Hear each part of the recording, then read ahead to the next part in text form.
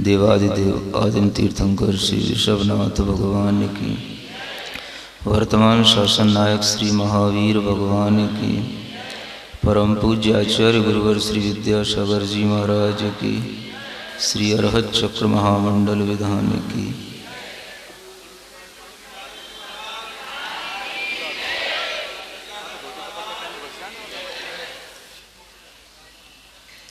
सकल के ज्ञायक तदपि निजानंद रसलीन, सो जिनेन्द्र जयवंत नित अरिरज रहस विहीन।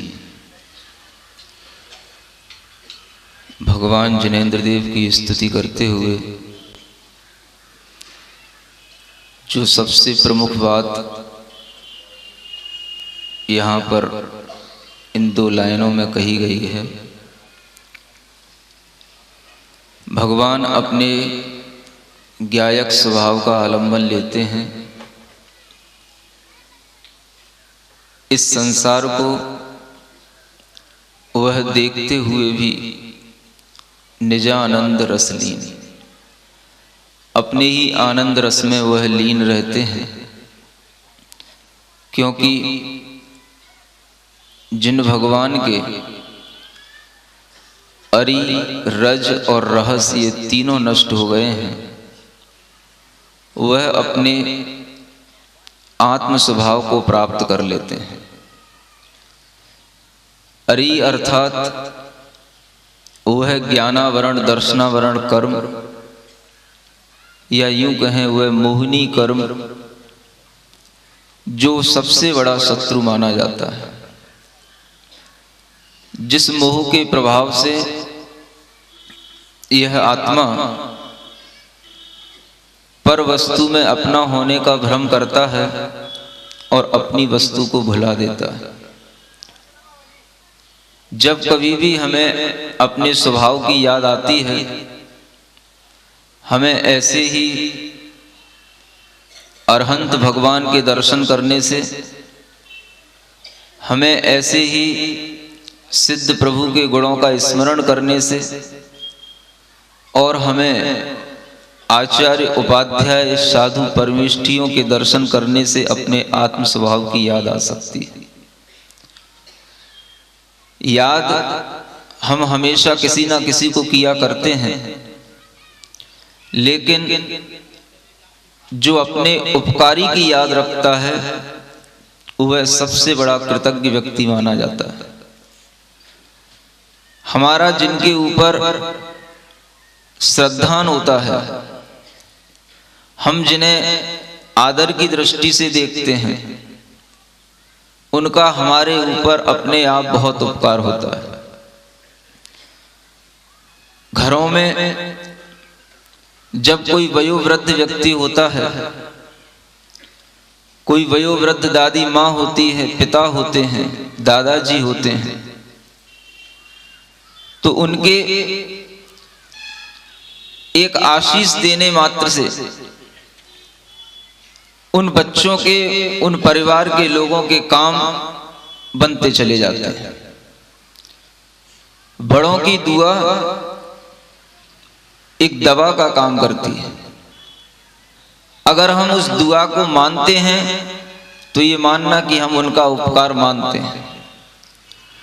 बड़े हमेशा उपकार किया करते हैं, लेकिन छोटे उस उपकार को भूल जाते हैं।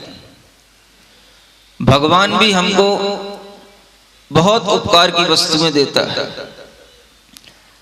प्रभु हमारे लिए बहुत उपकार करते हैं, लेकिन प्रभु हमारे ऊपर उस उपकार को करके छोड़ देते हैं, और हम उनके भक्त, उनके बंदे उस उपकार को लेकर के छोड़ देते हैं। गलती किसकी है, महानता किसकी? God gives and forgives, and man gets and forgets. भगवान देकर के भूल जाता है और आदमी लेकर के भूल जाता है। ये उस भगवान की महानता है और इस आदमी की ये कृतज्ञता है कि जिन्होंने हमारे ऊपर उपकार किया, हम उनके उपकारों को कभी चुका तो सकते नहीं, केवल उनके उपकारों का स्मरण कर लें तो ये भी हमारे लिए एक बहुत बड़ा गुण कहलाता है। इसे कृतज्ञता गुण कहा जाता है। जब हम किसी के आभारी होते हैं तो हम उससे कहते हैं कि हम आपके कृतज्ञ हैं, हम आपके आभारों को मानते हैं, स्वीकार करते हैं। ये भगवान, ये प्रभु मौन रह करके भी हमारे ऊपर कितना आभार करते हैं, हमारे ऊपर कितनी उपकार करते हैं कि अगर हम उनकी कृतज्ञता को कभी स्मरण करें तो हम सोच नहीं सकते। जिस समौ शरण में भगवान विराजित होते हैं, उस समौ शरण में सैकड़ों में नहीं, हजारों में नहीं, लाखों में नहीं, असंख्यात संख्या में वह देव और देवियां एक साथ बैठे होते। उस समौ शरण में मनुष्यों की संख्या भले ही संख्यात हो जाए, त्रियंच भले ही संख्यात संख्या में हो, लेकिन देव और देवियां इन्यूमरेबल, जिनकी गणना नहीं की जा सकती, इतनी संख्या में वो देव और देवियां, और वह सब एक टक भगवान को देखते रहते हैं। और भगवान का उपकार 12 सभाओं पर बैठे हुए उन सभी जीवों के ऊपर एक साथ होता है। वह भगवान का उपकार जो हो रहा है, भगवान के अंदर यह भी भाव नहीं है कि मैं तुम्हारा उपकार कर रहा हूं, वह तो बस अपने आप, यह एक द्रव्य का स्वभाव है कि अगर उस उपकारी उपकार करने का भाव नहीं भी करता है तो भी वह अपने उस आत्म तत्व के माध्यम से सबके लिए संबोधन दे देता है। उपकारी अपने उस देह के दर्शन मात्र से सबके लिए उपकार कर देता है, और इस उपकार को जो समझ जाता है वही वस्तुतः ज्ञानी होता है, वही वस्तुतः आराधक होता है। हमारे ऊपर बहुतों के उपकार हैं। हम जब भी बड़े होते हैं, कई लोगों के उपकार के माध्यम से बड़े होते हैं। जब हमारे घर में हमसे बड़े लोग हमारे लिए कोई भावना रखते हैं तो हमें उनकी भावना को पूरा करने का कम से कम अपने मन के अंदर इतना भाव होना चाहिए कि हम अपने से बड़ों की भावनाओं को हमेशा पूरा करते रहें। तुम्हारे अंदर अगर शक्ति ना हो तो तुम उन्हीं बड़ों से शक्ति मांगना। तुम्हें अपनी माता पिता की भावना पूरी करना हो, तुम अपने माता पिता के पैर छूना, उन्हीं से शक्ति मांगना, तुम्हें शक्ति मिलेगी। तुम्हें अगर भगवान की कोई भावना पूर्ण करना हो, तुम्हें भगवान से कुछ चाहना हो, तुम भगवान के पैर छूना, तुम भगवान से शक्ति मांगना, तुम्हें वह शक्ति मिलेगी।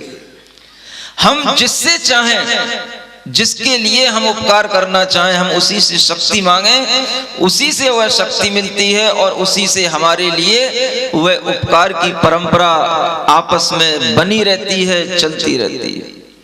एक माँ स्वप्न देखती है और उस स्वप्न में उसे एक भगवान दिखाई देते हैं, और वह भगवान ऐसे दिखाई देते हैं, ऐसे दिखाई देते हैं कि वह किसी रत्नों के बने हुए हैं। और उन भगवान का दर्शन करने का भाव एक मां के अंदर आ जाता है। मां बेटे से कहती है, बेटा आज रात में मैंने स्वप्न देखा, और उस स्वप्न में एक बहुत दिगंबर मुद्रा में वह रत्नों की प्रतिमा हमें दिखाई दी, और उन भगवान का दर्शन करने के बाद मेरा मन इतना आह्लादित हो गया कि मेरे मन में भाव आया, जब तक हम भगवान का उसी प्रतिमा का साक्षात दर्शन नहीं करेंगे तब तक के लिए हम दूध का त्याग करते हैं, हम घी का त्याग कर देते हैं। उस मां ने जैसे ही अपने बेटे से ये भावना रखी, बेटे ने कहा, मां तुम चिंता मत करो, मैं तुम्हारा बेटा हूं, तुम्हारी भावना को पूर्ण करूंगा। तुम्हें भगवान के दर्शन कराऊंगा, जहां कहीं पर भी वो भगवान की प्रतिमा होगी हम तुम्हें वहां ले चलेंगे और हम स्वयं भी भगवान के दर्शन करेंगे और तुम्हें भी भगवान के दर्शन कराएंगे। बेटे ने, वह राजा का मंत्री था, पूरी राज्य के लोगों को आमंत्रित किया और वह बेटा अपनी मां की भावना करने के लिए चल देता है। वह बेटा चलते चलते चलते चलते एक नगर में, एक शहर में पहुंचता है और वहां पर जब वह रुक जाता है, उसका पड़ाव होता है, वहां पर एक मुनि महाराज उसके लिए मिल जाते हैं और वह अपनी भावना मुनि महाराज के चरणों में रख देता है कि मैं अपनी मां की भावना को पूरी करने के लिए ये यात्रा ले जा रहा हूं। आप आशीर्वाद दें कि हमारी वह भावना पूर्ण हो और हमारी मां को उस मूर्ति के, उस प्रतिमा के दर्शन हो। और वह मुनि महाराज के निकट जब ये भावना रखता है तो मुनि महाराज उसकी भावना को देख करके, सुन करके और अपने अंतर्ज्ञान से देख करके उससे कहते हैं, बेटा तेरी भावना पूर्ण होगी, लेकिन जहां तू जा रहा है वहां तुझे कुछ नहीं मिलेगा। जिस स्थान पर वह मूर्ति देखने के लिए तुम जा रहे हो, वो मूर्ति बहुत प्रकार के सर्पों से आच्छादित है। देवता लोग उसकी रक्षा करते हैं और उस मूर्ति के दर्शन करने का अब तुम्हारे लिए पुण्य नहीं है। तुम्हें अपनी मां की भावना को अगर पूर्ण करना है तो कोई दूसरा उपाय करना होगा। तुम्हें उस स्थान पर वह मूर्ति का दर्शन नहीं हो सकता। जानते हो वो मूर्ति कौन सी, वो भगवान कौन से, वह बेटा कौन और वह मां कौन? जिस मां ने ऐसी भावना भाई कि जब तक मुझे वह मूर्ति का दर्शन नहीं होगा हम दूध नहीं पिएंगे, घी का त्याग करते हैं और उस भावना का आदर करने के लिए बेटा अपने सब कारोबार छोड़ करके, अपना सब राजपाट छोड़ करके मां की भावना को पूर्ण करने के लिए चल देता है। मुनि महाराज मिले रास्ते में, उनसे भावना रखी। मुनि महाराज ने कहा कि तुम्हें अगर कुछ करना है, तुम्हें अगर अपनी मां की भावना को पूर्ण करना है तो तुम्हें अब आगे बढ़ने की जरूरत नहीं है, तुम्हें यहीं पर रुकना है। और वह बेटा वहीं पर रुक गया। बेटे ने रात में स्वप्न देखा कि मुझे यहीं पर भगवान के दर्शन होंगे। मां ने स्वप्न देखा और मुनि महाराज ने भी स्वप्न देखा। दूसरे दिन मुनि महाराज ने उस बेटे को बुला करके कहा, देखो ये सामने बहुत बड़ी पहाड़ी दिख रही है और इस पहाड़ी में तुम बाण छोड़ करके जहां पर इस बाण को फेंकोगे वह बाण वहीं जाकर के लगेगा जिसमें वह भगवान प्रकट होने वाले हैं। मुनि महाराज की बात पर विश्वास करके उस मंत्री ने बाण छोड़ा और बाण छोड़ने के बाद में वह बाण जहां पर लगा उस प्रतिमा को उस मंत्री ने अपने विश्वास में ले लिया कि अब हमें भगवान का दर्शन इसी प्रतिमा से होगा, इसी पाषाण से होगा। और वह अपने उस पाषाण से अपनी मां की इच्छा को पूर्ण करने की प्रार्थना करने लगा। धीरे धीरे जब मां को ये बात पता पड़ी कि जब हम भगवान के दर्शन करने जा रहे हैं और वह भगवान के दर्शन हमको रास्ते में नहीं हो सकते, हमें यहीं पर भगवान के दर्शन होंगे, तो वह मां अपने बेटे को आशीष देती है और मां अपने बेटे से कहती है कि तुम्हें अगर यहीं पर भगवान बनाना है तो हम कुछ नहीं जानते, हम तो केवल उन भगवान के दर्शन करना चाहते हैं जिन्हें मैंने स्वप्न में देखा। हमें इससे कोई प्रयोजन नहीं कि वह भगवान तुम बनाओ या बने बनाए हमको दिखाओ। हमको तो भगवान के दर्शन करना है और वह दर्शन जिस दिन होंगे हमारा जीवन उस दिन धन्य हो जाएगा। हम बेटे बनाते हैं, बेटियों को तैयार करते हैं, हम घर बनाते हैं, दुकानें तैयार करते हैं, हम अपने रिश्तेदार के लोगों को बनाते हैं, हम अपने रिश्तेदारों के संबंधों को तैयार करते हैं। लेकिन दुनिया में एक चीज ऐसी है जो कोई नहीं बना सकता। दुनिया में हम सब प्रकार के पुण्य चाहते हैं और उपकारी लोग सब प्रकार के पुण्य आपको देना चाहते हैं। लेने की क्षमता हो, मन जागृत हो और हमारे अंदर धर्म का विश्वास हो तो हम उस पुण्य को ले सकते हैं, हम अपनी उस चेतना को परिवर्तित कर सकते हैं। हमने सोचा कि इस गोटे गांव के लोगों के लिए कोई ऐसी चीज तो देकर के जाना चाहिए जिससे इनका आगामी जीवन 1 वर्ष 2 वर्ष के लिए नहीं, कई पीढ़ियों के लिए इनके लिए पुण्य का भंडार भर जाए और ये ऐसे ही सुख और शांति से जिए। कैसे मिलेगा वो पुण्य? कौन सा वह अंबार है जो पुण्य देने वाला है? और उस पुण्य के अंबार को लगाने के लिए ये लक्ष्मी का गार्डन मिला। जब गार्डन ही लक्ष्मी का है तो फिर भगवान का समोसरण रूपी लक्ष्मी और कहीं जा कैसे सकती है? और उस समोसरण रूपी लक्ष्मी को जब तुम लोग लेने बैठे हो तो भगवान भी हमारे इतने कंजूस नहीं है कि वो देने से अपने मन को रोके, वो भी तुमको देंगे, दे रहे हैं। और तुम देख रहे हो कि हम आज जो ग्रहण कर रहे हैं ये हमारे लिए ऐसी अमिट चीज है, ये हमारे लिए ऐसा अमिट पुण्य है कि दुनिया में यदि हम कहीं पर भी अकेले भी हों, जंगल में भी भटक रहे हों, तो उस समय पर तुम्हारा साथ देने वाला तुम्हारी गाड़ी, तुम्हारी वैन नहीं हो साथ में, लेकिन तुम्हारा ये पुण्य तुम्हारे साथ में रहेगा और उस समय पर भी तुम्हें सहायता करने वाला कोई ना कोई देवता के रूप में मनुष्य तुम्हारे सामने आकर के खड़ा होगा। ये पुण्य तुम यहां इकट्ठा कर रहे हो। इस पुण्य की कीमत वही समझ सकता है जो ये जानता है कि बिना धर्म के इस दुनिया में न कभी सुख था, न कभी है और न कभी हो सकता। इस दुनिया में अगर एक देशों में देखा जाए तो एक भारत देश ऐसा है जहां के लोग धर्म पर विश्वास करते हैं। भारत देश एक ऐसा है जहां की हर कौम किसी ना किसी रूप में धर्म के मानती है, जहां का हर एक संप्रदाय, हर एक व्यक्ति किसी ना किसी भगवान की आस्था से जुड़ा रहता है। और यही एक ऐसा देश है जहां पर धर्म के लिए आदमी जीता है और धर्म के लिए आदमी मरता है। ये केवल एक भारत देश।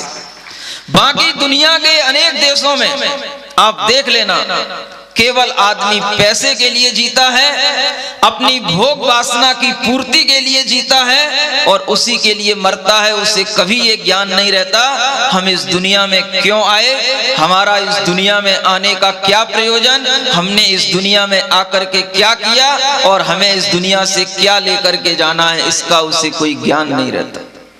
ये ज्ञान केवल धर्म सिखाता है और धर्म वस्तुतः जो चीज है वो हमारे अंदर एक ऐसी क्रांति की चीज है। Religion is the revolt against humbug. Religion माने धर्म, वह एक ऐसी क्रांति है जो बकवासों के विरुद्ध हमारे अंदर एक क्रांति पैदा करती है। ऐसी बकवासें जो दुनिया में चलती रहती हैं, लोग धर्म के लिए अनेक प्रकार की बातें करते रहते हैं और बहुत ऐसे भी लोग हैं जो किसी भी प्रकार से धर्म के ऊपर विश्वास नहीं करते हैं। उनके लिए ये एक पहचान और उनके लिए एक सबक देने का काम अगर कोई कर सकता है तो ये भारत है। और इस भारत में रहने वाले धार्मिक लोग हैं जिनके अंदर ऐसी क्रांति रहती है कि वह दुनिया के ऐसे चमत्कार दिखा सकते हैं जो चमत्कार दुनिया के बड़े बड़े साइंटिस्ट और बड़े बड़े ऐसे डॉक्टर्स नहीं कर सकते जो एक धार्मिक व्यक्ति कर सकता है। अगर आपको उन चमत्कारों को देखना हो तो वो चमत्कार कहीं और मत देखना, मैं आपसे पहले भी कहा था, आज फिर कह रहा हूं, कभी भी ये मत देखना कि हमें कोई भगवान चमत्कार दिखाए, कभी भी ये मत देखना कि किसी मूर्ति में चमत्कार हो। चमत्कार देखना हो तो ये देखना कि हमारी चेतना में जिस दिन परिवर्तन आ जाए, सबसे बड़ा चमत्कार है भगवान वही है। और वह चेतना में परिवर्तन अगर आपके अंदर आ रहा है तो आप समझना कि यहाँ पर चमत्कार हो रहा है, वह प्रभु के समवसरण का चमत्कार और आपकी भक्ति का चमत्कार हो रहा है। और उस भक्ति में ये दम रहती है कि हम भगवान के चरणों में आकर के ऐसी ऐसी विघ्न और ऐसी ऐसी बाधाओं को दूर कर लेते हैं जिनके बारे में हम कभी सोच नहीं सकते। हमें आकर के लोग अपने अनुभव सुनाते हैं, हमें आकर के लोगों ने उस शिविर के संयमित जीवन का अनुभव सुनाया। एक व्यक्ति ने आकर के कहा, महाराज हमने नागपुर की, बॉम्बे की, मद्रास की, दुनिया की दवाई खा ली, मुझको माइग्रेन की बीमारी और मेरे सिर में आधा दर्द होता रहता, मेरी आंखों में दर्द होता रहता, मेरी वह बीमारी ठीक नहीं हो रही थी। 30 वर्ष से मैं उस बीमारी से पीड़ित था। और कहीं की विदेशों की बात नहीं कर रहा हूं, गोटे गांव की बात कर रहा हूं, तुम्हारे उस मंडी मोहल्ले की बात कर रहा हूं। उस व्यक्ति का नाम मैं नहीं जानता, आपको पता पड़ जाएगा। और उसने कहा कि जब से मैं शिविर में बैठा, मैंने अपने जीवन को संयमित ढंग से जीना सीखा, और उस संयमित जीवन के माध्यम से मेरे शरीर में जो हल्कापन आया, उस शिविर के 10 दिन के बाद से मेरा वह माइग्रेन रोग मेरे अंदर है या नहीं मुझे यही पता नहीं, और मैं बिल्कुल अपने आप को स्वस्थ महसूस करता हूँ। छोटी मोटी बीमारी की बात नहीं कर रहा हूँ, पेट दर्द, सिर दर्द, दिमाग खराब, ये तो सब अपने आप ठीक हो जाते हैं। जैसे ही आप भगवान के सामने आओगे, गुरु के सामने आओगे, दिमाग आपका बिल्कुल जो अपसेट होगा बिल्कुल सेटअप हो जाएगा। जानते हो, कोई ज्यादा अंतर नहीं है, अपसेट एंड सेटअप। जो थोड़ा सा डिस्टर्ब है, बिगड़ गया है, वो अपसेट हो गया। जो ऊपर नीचे हो रहा है, वह जैसे ही हम किसी बैलेंस्ड मूर्ति को देखते हैं तो वह हमारा माइंड अपने आप सेटअप हो जाता है। और ये कोई चमत्कार नहीं है, ऐसे चमत्कारों की दुनिया गणना करती है। दुनिया की हमने ऐसी ऐसी पुस्तकें देखी जिनमें छोटी छोटी बातें चमत्कार के रूप में प्रस्तुत की जाती हैं। हमने अभी एक व्यक्ति ने ला करके एक सीक्रेट, द सीक्रेट नाम की एक पुस्तक दी, बहुत तहलका उस पुस्तक का। मैंने उसके 4 पन्ने खोल के पढ़े, मैंने कि इसमें क्या है? केवल उसके अंदर सिर्फ संस्मरण लिखे। आप पॉजिटिव सोचिए, आप पॉजिटिव एक्ट कीजिए, पॉजिटिव बिहेव कीजिए, आपके अंदर जैसे ही पॉजिटिव थिंकिंग आएगी, आपकी आसपास की दुनिया बदलने लग जाएगी। हम कहते हैं तुम इन पॉजिटिव थिंकिंग को करने के लिए भी यदि तुम्हारे पास बुद्धि नहीं है तो क्या करोगे बताओ? जिस व्यक्ति के पास में पॉजिटिव सोचने की बुद्धि नहीं है वो कहां जाएगा? उसके लिए दुनिया में कोई भी सोर्स ऑफ एनर्जी नहीं है। I think the source of energy in this world is only the ideals of the Arihantas and the Jinas. केवल ये अरिहंत भगवान की मूर्तियां ही ऐसी वो सोर्स ऑफ एनर्जी हैं जहां पर आकर के हम वो पॉजिटिव एनर्जी को गेन कर सकते हैं और हमारे अंदर वह ऊर्जा उत्पन्न हो सकती है। अगर हमारी बुद्धि भी भ्रष्ट हो गई हो तो वह बुद्धि भी भगवान के सामने आकर के ठीक हो जाती है। ये केवल हमारे पास में इतनी बड़ी बड़ी शक्तियां हैं, हम छोटे छोटे से चमत्कारों में उलझ जाते हैं। हम कई ऐसे चमत्कारों में उलझ जाते हैं जिनके लिए कोई भी, जिनका अपना कोई वजूद नहीं, और वह दुनिया में केवल टीवी के माध्यम से, चैनलों के माध्यम से अपना व्यापार चलाते रहते हैं और उनके व्यापारों की जकड़ में हम आ जाते हैं। हम भगवान की श्रद्धा भूल जाते हैं, हम प्रभु की श्रद्धा भूल जाते हैं और हम इधर उधर के चमत्कारों में पड़ करके उस हीरे को छोड़ करके, उस माणिक और पन्ने को छोड़ करके हम ज्वार खरीदने के कामों में लग जाते हैं। जब तुमसे कहा जाए कि तुम्हारा काम बनेगा, तुम बस अपने पर्स को सफेद से काला बना लो, तुम पागल हो जाते हो और तुम उस पर्स को सफेद को काला बनाने में लग जाते हो। ये हमारे अंदर का पागलपन है, हम किसी दूसरे को दोष नहीं दे रहे। इस दुनिया में ऐसे बहुत से लोग हैं जो हमारी बेवकूफी का फायदा उठाते हैं और उनका जीवन हमारी बेवकूफी से ही चलता है। और एक मनोवैज्ञानिक ने तो इस बात को कह ही दिया, कह दूं आपसे, दुनिया के लिए कह रहा हूं, केवल आपके लिए नहीं कह रहा हूं। इस भारत में इतने लोग बेवकूफ हैं कि अगर तुम रोजाना एक बेवकूफ बनाओ तो तुम्हारी जिंदगी आराम से निकल जाएगी। सुन रहे हो? और इन टीवी चैनलों के माध्यम से ऐसे ही लोगों को बेवकूफ बनाया जाता है, और जो बेवकूफ बनते हैं उनकी जिंदगी चलती है। दोष उनका नहीं है, वो आपकी बेवकूफी का फायदा उठाते हैं। दोष आपका है, विवेक की हीनता आपके अंदर है। आप जिसके भ्रम में पड़ गए, आप जिसके चक्कर में पड़ गए, वो चक्कर में पड़ाने वाला दोषी नहीं है। आप उसके चक्कर में पड़े क्यों, दोष आपका है।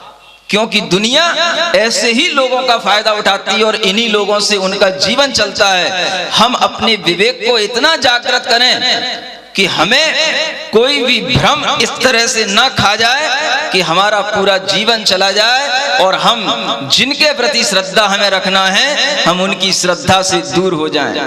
हमारे अंदर इतना भाव आए कि अगर हम अपनी इच्छा की पूर्ति कर पाए या ना कर पाए, लेकिन हम अपने बड़ों की इच्छा की पूर्ति जरूर करें। एक मां की भावना की पूर्ति करने के लिए एक मंत्री, जिसका नाम आज भी आदर और सम्मान के साथ लिया जाता है, जिसके नाम से आज ये भारतीय इतिहास जगमगाता है, जिसके नाम पर आज जैनों को गौरव है, और उस मंत्री का नाम था चामुंड राय। उस मां का नाम था कालिका देवी। जिस मां की भावना को पूरी करने के लिए उस चामुंड राय ने यात्रा प्रारंभ की, और वह जाकर के रास्ते में जब श्रवणबेलगोल पहुंच गया तो वहां पर उसने मुनि महाराज के दर्शन करके और उनके दिशा निर्देश से जो किया, वह कल आपको जो थोड़ा सा सुनाया था, और उसी बाहुबली की मूर्ति जो एक ऐसा गौरव बन गई कि दुनिया में वह आज 7वां नहीं तो 8वें आश्चर्य के रूप में वह मूर्ति मानी जाती है। कुछ दिनों पहले हमने सुना था कि मोबाइल के माध्यम से ऐसे मैसेज लिए गए और पूछा गया कि दुनिया में आश्चर्य की वस्तुएं कौन कौन सी हैं, बताओ। लोग अपने अपने मैसेज करके उस रिकॉर्ड को बताएं, और उस रिकॉर्ड में ये रिकॉर्ड भी आया, और लोगों ने इस बात का भी मैसेज किया और माना कि श्रवणबेलगोल में जो गोमटेश बाहुबली भगवान की मूर्ति है, वह दुनिया का एक बहुत बड़ा आश्चर्य है। एक पाषाण पर बनी हुई, और वह अखंड मूर्ति जैसी जब बनी थी, आज भी उसकी शाइनिंग, उसकी लाइटिंग आज भी वैसी की वैसी बनी हुई है, और उस मूर्ति की कभी छाया नहीं पड़ती। ऐसी अद्वितीय मूर्ति बनाने वाला वह चामुंड राय और कहीं विदेश का आदमी नहीं था, इसी भारत देश का व्यक्ति था, यहीं का श्रेष्ठी था, धर्म के प्रति श्रद्धा रखने वाला था। और एक बात आपसे कह दूं, जितना आप अपने लिए पुण्य अधिक से अधिक अर्जित करेंगे, आपके आगे की पीढ़ियां उतनी ही सुरक्षित होंगी। जितना ज्यादा पुण्य आप अधिक से अधिक अर्जित करने की भावना करेंगे, आपकी आत्मा कभी भी इस संसार में भटक नहीं सकती। आपको हमेशा हमेशा ऐसे ही कुल मिलेंगे, ऐसे ही भगवान के दर्शन के लाभ मिलेंगे, और ऐसे ही गुरुओं के दर्शन के लाभ होंगे, जो आपको समीचीन दिशा पर ले जाएंगे और आपके भ्रमों को दूर करेंगे। ये सब पुण्य के माध्यम से होता है। आप इसकी चिंता मत करो कि इस पुण्य में कौन शरीक हो रहा है और कौन नहीं हो रहा है। जिनके पुण्य भी इतने हो कि वो इस पुण्य में शरीक हो सकते हैं, वही व्यक्ति इस पुण्य का लाभ ले सकते हैं। बाकी दुनिया के लोग देखते रहते हैं और इस पुण्य का लाभ नहीं ले पाते। और दूसरों के लोगों की बात नहीं करता, आपके अभी जैन समाज में भी ऐसे बहुत से अभी भी लोग होंगे जिनकी बात करने से कोई मतलब नहीं, क्योंकि हमें उनकी बात करना है जो लाभ ले रहे हैं और उस लाभ के माध्यम से अपने जीवन को परिवर्तित कर रहे हैं। पुण्य को हम इस श्रावक की पर्याय में कितना बढ़ा सकते हैं, मैंने सोचा कितना बढ़ा सकते हो। आपने भगवान का समवसरण लगाया, भगवान की पूजा की, आराधना की 8 दिन 10 दिन, और वो 10 दिन में, अब आज 8वां दिन हो गया, कल 9वां और परसों 10वां। आपके लिए इसके बाद वह पुण्य का स्रोत समाप्त। ये बात अलग है कि आपने जो अपने अंदर रख लिया वो आपके पास है, लेकिन वह लगातार हमारे लिए अगर कोई पीढ़ियों तक रक्षा करने वाला कोई पुण्य है तो वो क्या है? लगातार हमारे लिए पीढ़ियों तक हमें ऐसा पुण्य देने वाला कि जिसके माध्यम से हमारी आत्मा कभी भी इस संसार में नहीं भटके और हमें नियम से मोक्ष की प्राप्ति हो, हमें भी ऐसे आनंद की प्राप्ति हो जिस आनंद में भगवान डूबे हुए हैं। तो वह पुण्य कौन सा, वह पुण्य हमें कैसे मिलेगा? हम दुनिया में सब कुछ बनाते हैं, तुम दुनिया में ज्यादा से ज्यादा क्या बना पाओगे बताओ?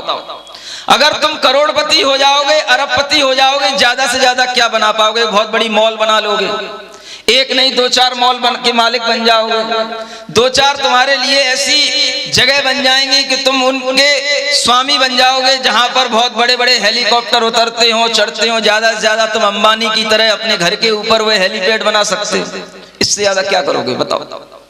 जिस दिन तुम्हारी आंख बंद हो जाएगी वो हेलीपैड तुम्हें लेकर के कहां जाएगा तुम्हें मालूम है? तुम्हें नहीं मालूम, वो किनको मालूम है? वो जिनको मालूम है वो मौन रहते हैं। जब वो मौन रहते हैं तो हम भी मौन हैं। लेकिन आपके लिए एक बार नहीं है, हम अपने जीवन में ऐसा पुण्य अर्जित करके जाएं कि जिस श्रावक की पर्याय को हे भगवान हमने इस बार प्राप्त किया है, हमारी वह श्रावक की पर्याय तब तक ना छूटे जब तक कि हे भगवान हम भी तुम्हारी तरह भगवान न बन जाएं। वो पुण्य कौन सा सुन रहे हो? अभी मैं बता नहीं रहा हूं। वह भावना जिसके माध्यम से हमारी वह गाथा, हमारा गौरव गान दिग दिगंत तक होता रहता है। वह भावना जिसके माध्यम से हमारे अंदर नहीं, अनेक अनेक जीवों के अंदर सम्यक दर्शन की प्राप्ति होती है। वह भावना जिसके माध्यम से एक जीव को नहीं, ऐसे पशुओं को भी वह दिग दर्शन करने मात्र से आत्म दर्शन का लाभ हो जाता है।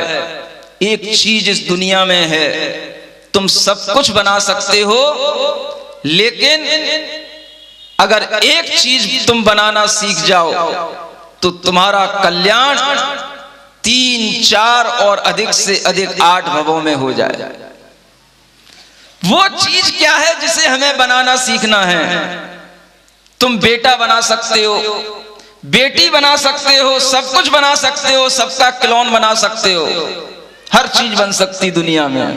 लेकिन एक चीज क्या है जिसको बनाने के बाद में हमें ऐसे गुरुओं को, ऐसे मुनियों को अपने पास में बुलाना पड़ता है कि हम बनाने के बाद में भी ये सोचते हैं कि अब इसमें जान तो आप ही डाल पाएंगे।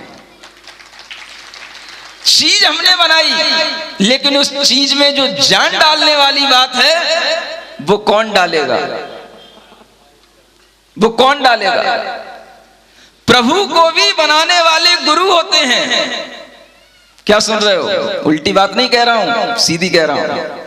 प्रभु को भी बनाने वाले गुरु होते हैं और प्रभु तक पहुंचाने वाले भी गुरु होते हैं। अगर हम प्रभु को बनाना सीख जाएं, दुनिया में हम सब कुछ बना सकते हैं, लेकिन कुछ बिरले लोग होते हैं जो इस दुनिया में भगवान भी बना जाते हैं, और भगवान जो इसको बनाना आ जाता है वह एक ना एक दिन भगवान बन जाता है। बनाया है तुमने भगवान कभी? तुम भगवान बनाओ और उसमें जान डालने के लिए गुरु आएंगे, उसमें जान डालने के लिए आचार्य महाराज आएंगे। अभी तो तुम्हारे लिए ये छोटा सा विधान, ये छोटा सा पुण्य का अर्जन किस लिए कराया है? इसलिए कराया है कि तुम्हारे अंदर एक ऐसी भावना जागृत हो जाए, ऐसा भाव जागृत हो जाए कि जिसके माध्यम से हम ऐसे ही विधान और ऐसे भी बढ़कर के जो आप सोचना चाह रहे हो, जिसे मैं पहले दिन से सुन रहा हूं कि ये महोत्सव पंच कल्याणक जैसा चल रहा है। अब जैसा क्यों लगाया जा रहा है? इसका मतलब है कि आप आगे चाह रहे हो कि पंच कल्याणक भी यहां पर होना चाहिए। लेकिन पंच कल्याणक किसका होगा? पंचों का कि पंचायत सभा का? नहीं नहीं, अभी तो तुमको रोक के रखना है, क्योंकि जब तुम इतने अच्छे अच्छे काम कर रहे हो और ये काम भी जब तुम्हारे लिए देखने में आ रहे हैं तो और भी आगे के काम तुम्हारे देखने में आए, ऐसी भी भगवान से मैं भावना करता हूं। कल्याणक किसका? कल्याणक उसका जो अपना कल्याण चाहता है। उस पंच कल्याणक के लिए अगर तुम अपनी भावना बना रहे हो तो पंच कल्याणक किसके होंगे? बताओ किसके होंगे? ये तो पंच कल्याणक अब गए, ये समोसरण गया, अब इसके बाद में तुम्हारे पास में आगे का रास्ता क्या है? बताओ, कुछ हो तो तुम बताओ, नहीं तो फिर हमें ही बताना पड़ेगा। कहीं तुम परेशान तो नहीं हो गए हमसे कि महाराज अभी एक विधान पूरा नहीं हो पाया, आप आगे की पंच कल्याणक की बात करने लगे। चिंता मत करो, अभी की बात नहीं कर रहा हूं, अभी तुम्हारे लिए वह पुण्य दे करके जा रहा हूं जिस पुण्य के माध्यम से तुम्हारे अंदर इतनी योग्यता आ जाए कि तुम कभी अगर गुरुदेव को यहां पर बुला पाओगे तो किन भावों से बुलाओगे? तुम्हारे पास पहले इतनी योग्यता तो आ जाए। क्या करोगे? पंच कल्याणक मंदिर के होते हैं, किसके होते हैं बताओ? भगवान के। कहां है तुम्हारे पास भगवान? है भगवान तुम्हारे पास? जब तुम्हें ये महोत्सव अभी पंच कल्याणक जैसा लग रहा है तो अब आगे तुम्हें पंच कल्याणक करना ही है, तो उन पंच कल्याणक करने के लिए तुम्हारे पास वे भगवान तो हो जिनके पंच कल्याणक करने के लिए गुरुजी यहां पर आएंगे। क्या सुन रहे हैं? अगर तुम्हारे पास में भगवान ही नहीं होंगे तो किस निमित्त से यहां पर गुरु आकर के ठहरेंगे? हमको भी दोबारा बुलाना चाहते हो कि नहीं? नहीं समझे मैं कि भैया ज्यादा प्रोग्राम हो गए तो यहाँ के लोग अब थक तो नहीं गए। चिंता मत करो, इतनी देर से आऊंगा कि तुम्हारे अंदर फिर से एनर्जी आ जाएगी और तुम फिर इसी एनर्जी के साथ में फिर एक साथ जुटोगे। अगर हमारे अंदर ये भावना है कि हमें इस समवसरण के विघटित होने के बाद भी कोई एक और समवसरण लगाना है, अगर हमारे अंदर ये भावना है कि अब की बार में इस नगर में ऐसा महोत्सव हो कि वह पंच कल्याणक ही हो, तो तुम्हें ये भावना भी करना कि हम अपने लिए, अपनी माँ की, अपने पिता की, अपने दादा की वह भावना पूरी करें। कई दादा, कई माँ, कई दादी ये भावना करते करते चली जाती हैं कि मेरे द्वारा पुत्र तो बन गया लेकिन हम किसी भगवान को नहीं बना पाए, हम आज तक किसी भगवान की मूर्ति को नहीं गढ़ पाए। और ऐसे भाव कई लोगों के होकर के चले जाते हैं। हम उन बेटों को धन्य समझेंगे और उन माता पिताओं को भाग्यवान समझेंगे जिनके मन में ये भाव आएगा कि हम एक भगवान बना करके ही यहाँ इस दुनिया से विदा लेंगे। और वह भगवान आपको बनाना है, क्योंकि आपके लिए जब तक ऐसे भगवान नहीं होंगे तब तक दोबारा गुरु को बुलाने का आपके लिए कोई मौका नहीं मिल सकता। और वह भगवान बनाने के लिए आपके पास में अभी जगह है, आपके लिए अभी जरूरत है। जहां पर भगवान बनते ही नहीं है उनकी बात नहीं कर रहा हूं, लेकिन जहां पर भगवान आना चाहते हैं, आ रहे हैं, लेकिन तुम सब सो रहे हो। जिस मंदिर में भगवान को रखने के लिए जगह बनी हुई है, वेदी बन गई है, बन रही है, और उस मंदिर के लिए अभी भगवान तैयार नहीं है, तो वह पंच कल्याणक आगे के कहां होंगे? तुम्हें सोचना है। दुनिया में सब कुछ कर लेना और सब कुछ कर लेने के बाद में यह सोचना कि सबसे बड़ा पुण्य कार्य क्या है। जो एक श्रावक कर सकता है, जिसके करने से हमारा यशोगान दिग दिगंत तक और कई पीढ़ियों तक चलता रहता है। आचार्य कहते हैं अगर एक जौ के बराबर मूर्ति भी अगर श्रावक कभी प्रतिष्ठित करा करके जिनालय में रख देता है तो वह भी 10 पीढ़ियों तक बैठा बैठा खाता है, इतना पुण्य उसके पास में आ जाता है। हमें ये भावना करना कि हमारे लिए भी ऐसा ही पुण्य मिले कि हम भले ही चले जाएं लेकिन हमारी पीढ़ियां याद रखें कि ये जिनबिंब इन सेठ जी के द्वारा प्रतिष्ठित हुआ था, ये जिनबिंब ये फलाने व्यक्ति के द्वारा प्रतिष्ठित हुए थे और इनके द्वारा प्रतिष्ठित हुए इन जिनबिंब को देख करके जब तक वह जिन प्रतिमाएं रहती हैं तब तक वह पुण्य का बंध उस आत्मा को होता रहता है, जब तक वह आत्मा इस संसार में बना रहता है। इतना सम्यक दर्शन का भाव अगर कभी उत्पन्न होगा तो ऐसे ही जिन बिंबों के निर्माण करने से होगा। हमारे लिए अब अंतिम एक भाव यही आ रहा है कि हम अब जाने से पहले आपके साथ में कुछ ऐसा, क्या बोलते हैं उसको, बंधन, एग्रीमेंट, क्या समझे, एक ऐसा एग्रीमेंट हो जाए कि उस एग्रीमेंट के तहत आपके लिए फिर कभी ये लाभ मिले और उस लाभ में हम अपने लिए नहीं, हम ये भावना कर रहे हैं कि वह गुरुजी उस लाभ को देने के लिए आपके पास में आए। ऐसा एग्रीमेंट आप अभी कर लो, क्योंकि फिर तुम मिले ना मिले, हम मिले ना मिले, हम तो साथ में हैं।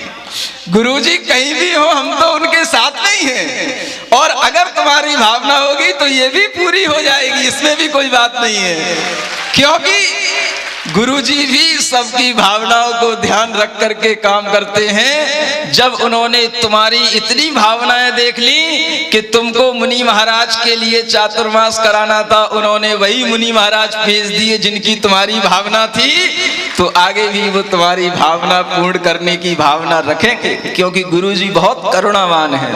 लेकिन उनकी करुणा को समझने के लिए भी हमारे पास में ज्ञान होना, और ये ज्ञान होना कि हम जो करें वो हमारे लिए हो, हमारे आगे के जीवन में आने वाले उन सब पीढ़ियों के लिए हो। ऐसा एक कार्य यदि है तो सब कुछ बना लेना, लेकिन अंत में एक भगवान बनाने की बात भी अपने मन में रख लेना। जैसे उन चामुंडराय ने वह गोमट देव, वह भगवान बाहुबली की गोमटेश की मूर्ति बनाई, और वह मूर्ति आज भी अपनी गौरव गाथा कहती है। ऐसे ही हमें भी श्रेष्ठी होकर के एक ऐसा काम करना चाहिए जिसकी गौरव गाथा हमारे लिए अनेक अनेक पीढ़ियों तक चलती रहे, और वह हमारे पुण्य का संचय में कभी भी कमी ना आए। हमारा धर्म ध्यान हो, लेकिन साथ साथ जितने भी जीव हमारे जाने के बाद आए वो सब धर्म ध्यान करते रहें। ऐसी भावना के साथ बोलो महावीर भगवान की